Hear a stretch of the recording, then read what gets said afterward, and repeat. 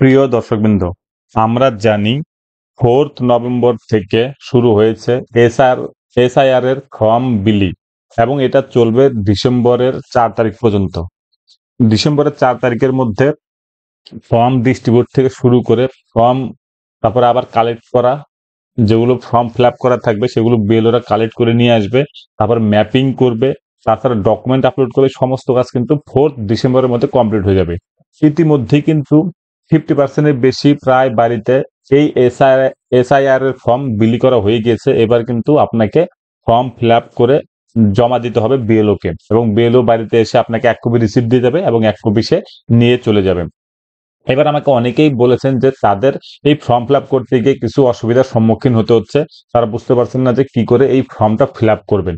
আজকে আমি আপনাদের একদম সহজ সরল ভাবে কিভাবে ফর্ম ফিল আপ করবেন সেটা দেখিয়ে দিচ্ছি একদম হাতে কলমে। আশা করি এরপরে আর আপনাদের কোনো রকম কনফিউজ থাকবে না। যদি কনফিউজ থাকে তাহলে অবশ্যই আমাকে কমেন্টে লিখে জানাবেন, আমি অবশ্যই উত্তর দেওয়ার চেষ্টা করব। আর একটা বলে রাখি, যদি চ্যানেলটিতে নতুন হয়ে থাকেন তাহলে অবশ্যই চ্যানেলটিকে সাবস্ক্রাইব করবেন, ভালো লাগলে লাইক কমেন্ট শেয়ার করতে একদম ভুলবেন না। আমি আপনাদের যে ফর্মটি দেখাচ্ছি সেটা একদমই অরিজিনাল ফর্ম, যেটা কিনা আপনার হাতেও এই কপিটা দেওয়া হবে। তো এখানে আপনারা দেখতে পাচ্ছেন যে যিনি ইলেক্টর অর্থাৎ যিনি ক্যান্ডিডেট তার ডিটেলস এখানে দেওয়া থাকবে, এপিক নাম্বার থেকে শুরু করে ঠিকানা সমস্ত কিছু দেওয়া থাকবে। তারপরে সেই সিরিয়াল নাম্বার, কোন পার্টে বাড়ি সেটাও দেওয়া থাকবে। ঠিক আছে। আর উপরের দিকে দেখতে পাচ্ছেন name and contact number of BLO, অর্থাৎ বিএলওর নামও কিন্তু এখানে দেওয়া থাকবে এবং মোবাইল নাম্বারও কিন্তু তার দেওয়া থাকবে। আর এখানে একটা কিউআর কোড আছে। এই কিউআর কোড যদি স্ক্যান করা হয় তাহলে পরে ডিটেলসটা চলে আসবে এই ইলেক্টরের। আর এখানে একটা যে ভোটার ছবি আছে সেটাই কিন্তু এখানে প্রিন্টেড করা থাকবে। আর এই পাশে দেখুন লেখা আছে সাম্প্রতিক ফটো, এখানে একটা লাগাতে হবে, অর্থাৎ রিসেন্ট একটা কালার ফটো এখানে কিন্তু আপনাকে লাগাতে হবে। ঠিক আছে। এটা একদম প্রিন্টেড, অর্থাৎ এখানে প্রথম থেকেই প্রিন্টেড করা থাকবে। এবার আসি মূল ফর্মটাতে। এই ফর্মটা ফিল আপ করার জন্য আপনাকে কি কি করতে হবে সেটা একবার দেখাবো আপনাদেরকে একদম হাতে কলমে। দেখুন এখানে জন্ম তারিখ, আধার নাম্বার, মোবাইল নাম্বার, পিতার নাম, পিতার অভিভাবকের নাম, মায়ের নাম, এই সমস্ত কিছু আছে। তারপরে এখানে দেখুন লেখা আছে সর্বশেষ এসআইআর এ নির্বাচক তালিকায় থাকা নির্বাচকের বিবরণ, তারপর আত্মীয়ের বিবরণ। ঠিক আছে। তারপর নিচের দিকে সই, বিএলওর সই। এবার চলুন দেখাই আপনাদের যে কিভাবে আপনি ফর্মটা ফিল আপ করবেন। এবার দেখুন, আপনার নামে যদি এই ফর্মটি এসে থাকে তাহলে পরে আপনাকে যেটা প্রথমে করতে হবে সেটা হলো প্রথমে দিবেন জন্ম তারিখ। এখানে দেখুন জন্ম তারিখ করা আছে, নিজের জন্ম তারিখ অর্থাৎ নিজের জন্ম তারিখটা এখানে বসিয়ে দিবেন। তারপর আছে আধার নাম্বার ঐচ্ছিক, অর্থাৎ আপনি এখানে আধার নাম্বার আপনার দিতেও পারেন আবার নাও দিতে পারেন। ঠিক আছে।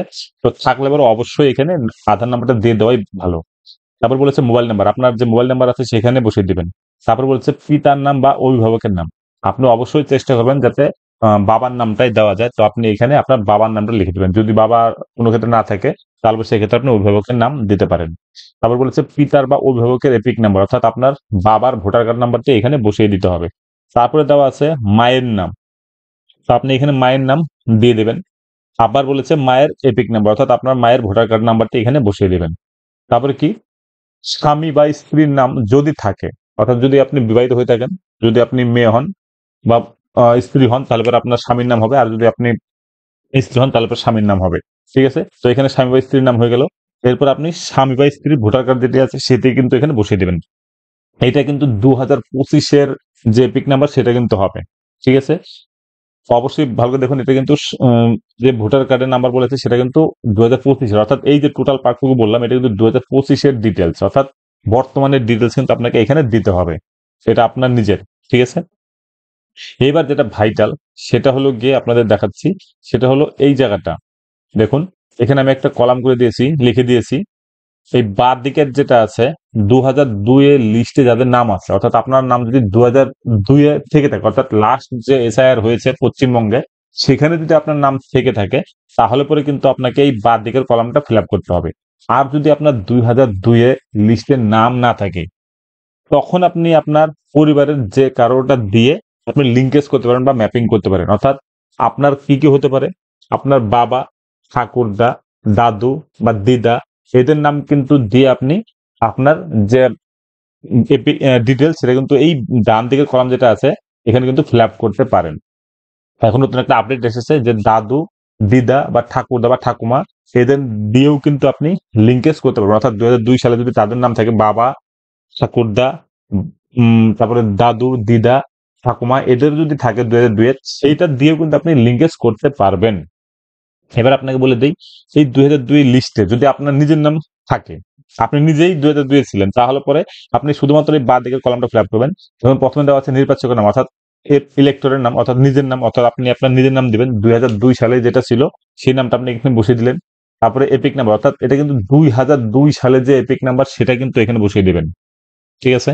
আত্মীয় নাম, অর্থাৎ আপনার বাবার নাম কি সেটা এখানে বসিয়ে দিবেন। যদি বাবার নাম না থাকে যদি ভোটার কার্ডে, তাহলে পরে মায়ের নাম দেবেন। অর্থাৎ 2002 সালে দেখে নেবেন আপনি যে নাম আর বাবার নাম দেওয়া ছিল নাকি মায়ের নাম দেওয়া ছিল। যদি বাবার নাম থাকে বাবার নাম, না হলে পরে মায়ের নাম।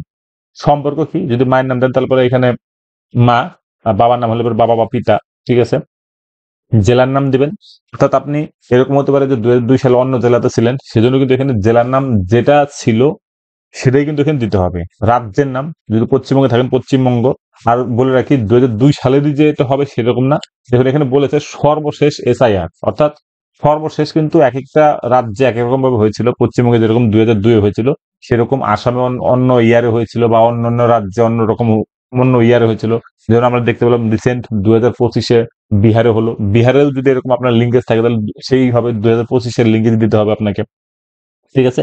এই জন্য বলছে সর্বশেষ এসআইআর হয়ে গেল।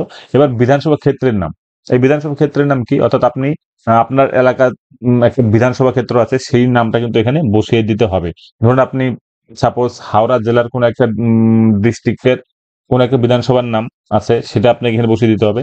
সেই বিধানসভার একটা নাম্বারও দেওয়া থাকে, সেটাও কিন্তু এখানে বসিয়ে দিতে হবে। ঠিক আছে। এটা কিন্তু 2002 ভোটার লিস্ট আছে, সেখানে কিন্তু ডিটেলসে দেওয়া থাকবে, সম্পূর্ণ লেখাই থাকবে বিধানসভার নাম, তারপর বিধানসভার নং, তারপরে আপনার বুথ নাম্বার, অর্থাৎ কোন বুথে আপনার নামটা ছিল, এবং যে বুথে ছিল সেখানকার সিরিয়াল নাম্বার, অর্থাৎ কত নাম্বার সিরিয়ালে আপনার এপিক নাম্বারটি শো করতেছে, সেই সিরিয়াল নাম্বারটা কিন্তু এখানে বসিয়ে দিতে হবে। এরপর দেখুন যেটা ভাইটাল, সেটা হলো কি এই সাইডটা, এই ডান পাশের যে কলামটি আছে, অর্থাৎ 2002 সালের লিস্টে যাদের নাম নেই কিন্তু তার পরিবারের কারো নাম, অর্থাৎ যেটা বললাম আপনাদের বাবা, মা, ঠাকুরদা, ঠাকুরমা, দাদু, দিদা, যে কারো নাম যদি থাকে তাহলে পরে আপনি তার এখানে ডিটেলস দিয়ে দিবেন, তাহলে পরে কিন্তু আপনার লিঙ্কেজ বা ম্যাপিং যেটা আছে সেটা কিন্তু হয়ে যাবে। আর এটা যদি প্রথম লিস্টেই হয়ে যায় তাহলে পরে কিন্তু আপনার নাম ফাইনাল লিস্টেও চলে আসবে, এবং ড্রাফট লিস্টে তো আসবেই। আর যাদের ডকুমেন্ট থাকবে না, অর্থাৎ এই 2002 বা 2002 এর যাদের নাম ছিল কোনো লিঙ্কেজ দিয়ে, যদি দুইটাই না থাকে, অর্থাৎ আপনার নাম 2002-এও নেই, বা বাবা বা কারো দিয়েও আপনার 2002 যদি নাম না থাকে, সেক্ষেত্রে কিন্তু আপনার নামে একটা নোটিশ আসবে। সেই নোটিশের ভিত্তিতে আপনাকে হিয়ারিং এ যেতে হবে ব্লকে। যাওয়ার পর সেখানে যে 13টি ডকুমেন্ট আছে সেই ডকুমেন্টের ভিত্তিতে কিন্তু আপনার প্রমাণ করতে হবে যে আপনি এখানকার সিটিজেন, সেই হিসেবে কিন্তু আপনার নাম ফাইনাল লিস্টে উঠবে। তো দেখুন এখানে যদি 2002 সালের লিস্টে যদি নাম না থাকে, যদি আপনি বাবার বা মার বা ঠাকুরদা কারোর দিয়ে ওঠান, তাহলে পরে কি হবে, এই ডিটেলসটা কিন্তু আপনি যার নাম দিয়ে আপনি লিঙ্কেজ করতে চাচ্ছেন তার ডিটেলস, এটা ভালো করে দেখবেন। এখানে দেখুন আপনি যদি বাবার নাম দিয়ে করতে চান, অর্থাৎ আপনার বাবার নাম যদি 2002 সালে থেকে থাকে তাহলে পরে বাবার নাম হবে। যদি বাবার নাম না থাকে, যদি ঠাকুরদার নাম থাকে তাহলে ঠাকুরদার নাম হবে, দাদুর নাম থাকলে দাদুর নাম, দিদার নাম থাকলে দিদার নাম। এটা ভালো করে দেখে নেবেন। এপিক নাম্বার, অর্থাৎ যার নাম দিচ্ছেন এখানে, যারটা দিয়ে আপনি লিঙ্কেজ করবেন, তার তার এপিক নাম্বার, অর্থাৎ তার ভোটার কার্ড নাম্বার, এটা 2002 সাল বা অন্যান্য রাজ্যে যদি হয়ে থাকে সেখানে যবে হয়েছিল এসআইআর সেটা কিন্তু এখানে বসাতে হবে, সেই এপিক নাম্বার এখানে বসাতে হবে। তারপর বলেছে বাবার নাম, অর্থাৎ আত্মীয়ের নাম বলতে এখানে দেখুন, যেহেতু আমি এখানে বাবার নাম দিয়ে করেছি সেজন্য বাবার আসলো। যদি আপনার ঠাকুরদার নাম থাকতো তাহলে ঠাকুরদার বাবার নাম এখানে বসাতে হতো, অর্থাৎ যার 2002 সালে নাম আছে তার বাবার নাম ওখানে যা আছে, বা মায়ের নাম যদি থাকে সেটা এখানে বসাতে হবে।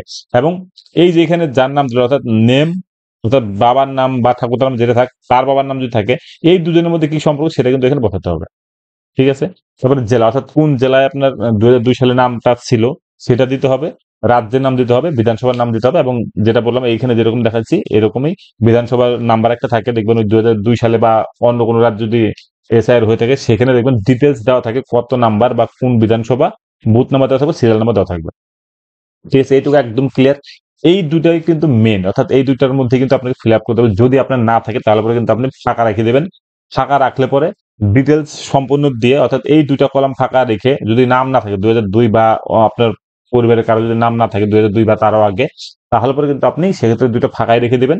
ফাঁকা রেখে শুধুমাত্র নিচের যে সইয়ের জায়গা আছে, দেখুন এখানে একটা সইয়ের জায়গা আছে, সেখানে সই করে দিবেন, বা আপনি আঙুলের ছাপ দিয়ে দিবেন। দিলে পরে কিন্তু আপনার ড্রাফটে কিন্তু আপনার নাম উঠবেই। ঠিক আছে? এরপরে হিয়ারিং এ ডাকবে। যদি কোনো প্রবলেম থাকে, ম্যাপিং না হয়, লিংকেজ না হয়, সেক্ষেত্রে আপনার পরবর্তীতে নাম কিন্তু ফাইনালিস্ট উঠে যাবে। আর এখানে একটা বিএলও সই করে দিবে। আপনার কাছে অবশ্যই ১ কপি কিন্তু রেখে দিবেন বিএলওর সিগনেচার এবং বিএলওর সিল সমেত। এবং বিএলও ১ কপি কিন্তু আপনার কাছ থেকে এই কপি নিয়ে যাবেন। এবার দেখুন এই কলামটা কিন্তু একবার পড়ে দেখবেন। কি বলেছে? উপরে উল্লেখিত নির্বাচক, আমি আমার পরিবারের সদস্য অন্য কোনো দেশের নাগরিকত্ব অর্জন করিনি। আমি নির্বাচক তালিকা অন্তর্ভুক্তির জন্য আবেদন করছি এবং উপরে উল্লেখিত নামটি আমি আমার পরিবারের সদস্য অন্য কোনো বিধানসভা নির্বাচনী এলাকায় সংশোধনী নির্বাচনী এলাকা অন্তর্ভুক্ত নয়। আমি এই বিষয়ে সচেতন যে এই আবেদন সংক্রান্ত কোনো বিবৃতি বা ঘোষণা বা মিথ্যা, যা আমি মিথ্যা বলে জানি বা বিশ্বাস করি অথবা সত্য বলে বিশ্বাস করি না, তা ১৯৫০ সালের জনপ্রতিনিধিত্ব আইনের ৩১ নং ধারা অনুযায়ী ১ বছর পর্যন্ত কারাবাস বা জরিমানা বা উভয় ভাবে শাস্তিযোগ্য অপরাধ হিসেবে গণ্য হতে পারে। অর্থাৎ আপনি যদি কোনো ভুল ইনফরমেশন দেন তাহলে পরে কিন্তু এই যে এখানে শাস্তি বিধান আছে সেটা কিন্তু হতে পারে। এবার দেখুন বলেছে নির্বাচক বা পরিবারের যে কোনো সাবালক সদস্যের স্বাক্ষর, বাম হাতের বৃদ্ধাঙ্গুষ্ঠের ছাপ, বুঝতে পারছেন? অর্থাৎ ধরুন আপনি বাড়িতে নেই, সেক্ষেত্রে কিন্তু আপনার পরিবারের যে কেউ যিনি সাবালক ১৮ বছর উপর হলে পরে সে কিন্তু সই করে দিতে পারে। শুধুমাত্র সই করলে পরে সে পাশে লিখে দেবে যে আপনার সাথে সম্পর্কটা কি। আর আপনি যদি নিজেই বাড়িতে থাকেন তাহলে অবশ্যই চেষ্টা করবেন আপনি নিজেই এখানে সই করতে বা আপনার ছাপ দিতে। ঠিক আছে? যদি না থাকে তাহলে পরে আপনার পরিবারের যে কেউ করে দিলে হবে এবং অবশ্যই তারিখ দিতে হবে যে কবে আপনি এটা দিলেন জমা, সেটা কিন্তু এখানে লিখে দিবেন। ঠিক আছে? আর দেখুন এখানে বিএলও কি বলেছে? বিএলও এর অঙ্গীকারপত্র। সর্বশেষ এসআইআর এর নির্বাচক তালিকা থেকে আমি উপরোক্ত বিবরণগুলি যাচাই করে দেখে নিচ্ছি। অর্থাৎ বিএলও যখন সই করবে তখন কিন্তু তিনি অবশ্যই ২০০২ বা অন্যান্য স্টেটে যদি এসআইআর হয়ে থাকে সেই তথ্য যদি আপনি এখানে দেন, বিএলও সেটা কিন্তু মোবাইলে ম্যাপিং করে দেখে নেবেন যে তার নামটা ঠিকঠাক ভাবে আছে কিনা। যদি থাকে তারপরে কিন্তু বিএলও আপনাকে একটা কপি রিসিভ করে দিয়ে দেবেন। ঠিক আছে? এই ছিল আমার যে ফর্মটা আপনার বাড়িতে এসেছে কিভাবে ফিল আপ করবেন সেটার ডিটেলস। এরপরও যদি কোনো কনফিউশন থাকে তাহলে পরে অবশ্যই আমাকে কমেন্টে লিখে জানাবেন। আমি অবশ্যই আপনাকে উত্তর দেওয়ার চেষ্টা করব। আর অবশ্যই বন্ধুরা চ্যানেলটিকে সাবস্ক্রাইব করে রাখবেন এরকম আরো ভিডিও পাওয়ার জন্য। ধন্যবাদ।